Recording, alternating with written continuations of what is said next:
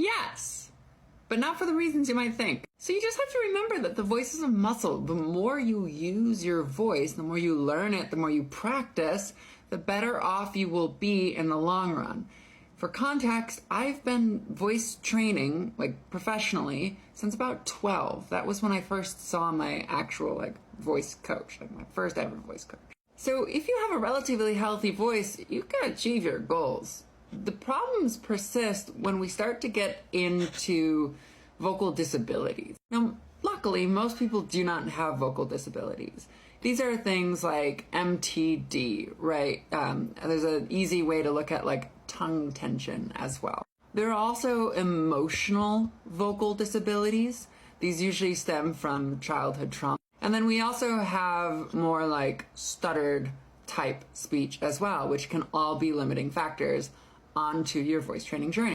And then if you're someone like me, I have chronic post-nasal drip. I've had it my whole life.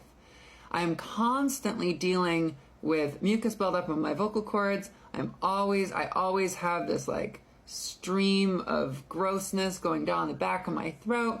And so in turn, I have essentially had to overcome a lot of my own personal barriers to get to where I am today. This actually caused me a lot of grief in college when I was vocal training because I couldn't do a lot of the techniques that were asked of me. And so I had to sort of learn my own way of going about it, which is when I learned about the technique that I use today, which is mezzo de voce. That and a jazz professor encouraged me to make chicken noises. There are surgical interventions, right? There are different speech pathology techniques that you can use to get your voice into a much more efficient position. Otherwise, it's just practice and determination. You got it.